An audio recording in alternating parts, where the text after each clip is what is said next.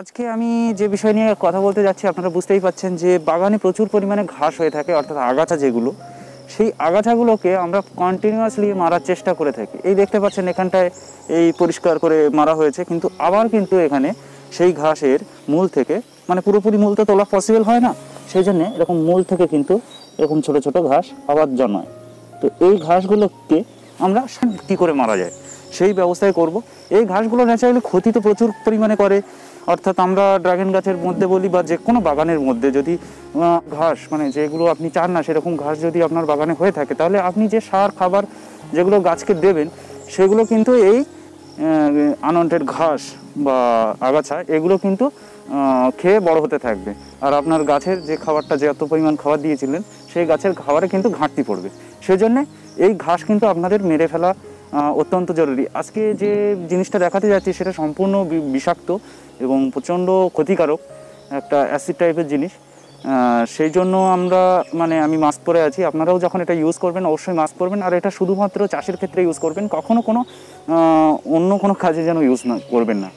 তো চলুন আমরা দেখিয়ে দিই কীভাবে ঘাস মারতে হয়, কীভাবে ঘাস মারবো আমরা, সেই ওষুধটাও দেখিয়ে দিই এবং কী করে সেটা ইউজ করতে হয় সেটাও আমরা বলে দিচ্ছি। চলুন প্রথমে আমি দেখাই যে ওষুধটা কী ওষুধ। এটা হচ্ছে শিওর শট, আপনারা দেখতে পাচ্ছেন 71 SG। এটা হচ্ছে হার্বিসাইড আর অ্যামোনিয়াম সল্ট অফ গ্লাইফোসেট, তো 71% SG। এই ওষুধটার কৃষি রসায়নের ওষুধ, এটা কিন্তু আপনারা ইউজ করতে পারেন। কতটা জলে ইউজ করতে হবে সেটাও আমি বলে দিচ্ছি, দেখতে থাকুন আপনারা। তো এই ওষুধটা আমি কিভাবে মেলাবো, কিভাবে জলের সঙ্গে মেলাবো সেটা আপনাদের দেখিয়ে দিই। এবার আমি ওষুধটা আনবক্সিং করব, মানে প্যাকেটটা কাটবো। প্যাকেটটা কীভাবে কেটে আমি এর ভিতরে কিন্তু যে ওষুধটা আছে এটা হচ্ছে গাইড বুক। তো গাইড বুক আমার লাগবে না, আমি জানি কতটা পরিমাণে কী লাগে। প্যাকেটটা দেখতেই পাচ্ছেন, এরকম প্যাকেট আপনার ভিতরে 100 গ্রামের প্যাকেট আছে। এটাকে আপনার 20 লিটার জলে মেশাতে হবে। 20 লিটার জলে আপনাকে কিন্তু এরকম দুটো বালতিতে আমি ভাগ করে নিয়েছি 20 লিটার করে জলে। আর আমি ছোট স্প্রে মেশিন নিয়েছি, যাতে ছোট স্প্রে মেশিনে কী সুবিধা হবে, ছোট স্প্রে মেশিনে আমি অল্প অল্প করে দিতে পারবো। যেহেতু আমার অনেক পরিমাণে বিভিন্ন রকমের গাছ আছে, সেই সমস্ত গাছগুলোকে বাঁচানোর জন্য বড় স্প্রে মেশিনে কিন্তু উড়ে যেতে পারে, তাদের গায়ে লাগতে পারে, যে গাছে লাগবে সে গাছ কিন্তু মারা যাবে। সেজন্য আমি নিয়েছি ছোট স্প্রে মেশিন। তো আমি এবার এই 20 লিটার জলে আমি এটা হাফ হাফ করে মিশিয়ে দেবো। দিয়ে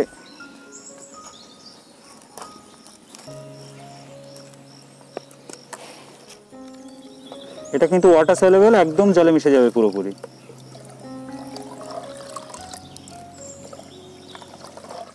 মোটামুটি আমার ওষুধ মিশানো হয়ে গেছে এবং আমার স্প্রে মেশিনে ভরা হয়ে গেছে। তো আমি এবার পুরো বাগানে স্প্রে করে দেবো।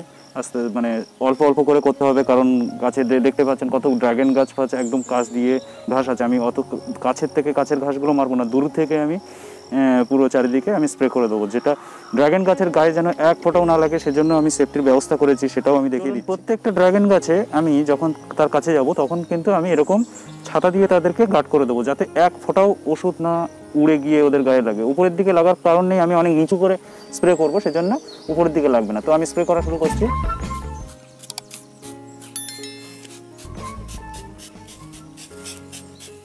মোটামুটি সমস্ত বাগানে আমার স্প্রে করা হয়ে গেছে। তো আমি এতটা স্কিপ করলাম এই কারণে যে আমার এতটা বাগানে পুরো স্প্রে করতে সময় লাগবে।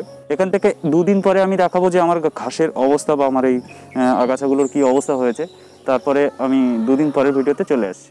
2 দিন হয়ে গেছে, তো 2 দিন পরে আমি দেখাচ্ছি আমার ঘাসের কী অবস্থা। ঘাসের অবস্থা দেখতেই পাচ্ছেন, পুরো কালার চেঞ্জ হয়ে গেছে, হলুদ হয়ে গেছে এবং প্রায় মরে যাওয়ার মতো। সমস্ত ঘাস মোটামুটি একদম আস্তে আস্তে গড়াগুলো সব পচে যাচ্ছে, দেখতেই পাচ্ছেন কীরকম অবস্থা ঘাসগুলোর। তো এরকমভাবে কিন্তু সমস্ত ঘাসগুলো মরে যাবে। পুরো বাগানটা দেখে নিন,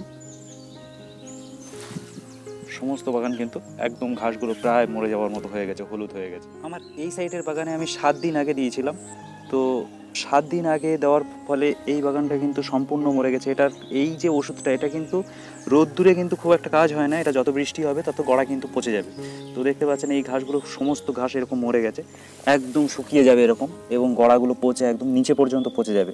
তো সেরকম এই ওষুধটা আপনারা ইউজ করতেই পারেন, কিন্তু একটাই জিনিস সাবধান অবশ্যই অবলম্বন করবেন। এই ওষুধ স্প্রে করার পরে যদি আপনার বৃষ্টি হয়, কিন্তু সেই জল কিন্তু আপনারা পুকুরে যেতে দেবেন না অন্তত একটা সপ্তাহ, তারপরে থেকে অসুবিধা নেই। আর এই বাগানে কিন্তু আমরা মোটামুটি 1 মাস কোনো রকম চাষ বা কোনো রকম গাছ আমরা লাগাবো না, যে গাছই লাগাবো সে গাছ কিন্তু মারা যাবে, সেজন্য 1 মাস আমাদের এই বাগানে কোনো কিছু লাগানো যাবে না।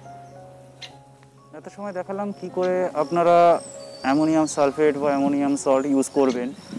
এই ওষুধটার নাম এখন শিওর শর্ট নামে বেরিয়েছে মার্কেটে, আপনারা দেখলেন তো। এই ওষুধটা কিন্তু আপনারা বাগানে ইউজ করতে পারেন, কিন্তু একটু সাবধানে, যে এখানে আপনার গাছ লাগানো আছে অর্থাৎ আপনার যে নিজেদের পোষা গাছ আছে সেগুলোর গায়ে জানতে না লাগে। দেখতেই পেয়েছেন আমি কিভাবে গাছগুলো সেভ করে আমি ঘাস মারা ওষুধ অর্থাৎ এই অ্যামোনিয়াম সালফেট, এই ওষুধটার নাম তো শিওর শর্ট বললাম, তো এটা ইউজ করলাম। সেইভাবে আপনারাও ইউজ করুন। আর বাগানে এরকম আনওয়ান্টেড ঘাস মানে কেউই চান না। আনওয়ান্টেড ঘাস অন্য জায়গায় যে কোনো ফাঁকা রাস্তার ধারে হলে কিন্তু ভালো লাগে, কিন্তু সেটা যদি বাগানে হয় কিন্তু একদমই ভালো লাগে না। ভিডিওটা ভালো লেগে থাকলে লাইক শেয়ার কমেন্ট অবশ্যই করবেন, সঙ্গে সাবস্ক্রাইব করতে একদমই ভুলবেন না। ভালো থাকবেন, নমস্কার, ধন্যবাদ।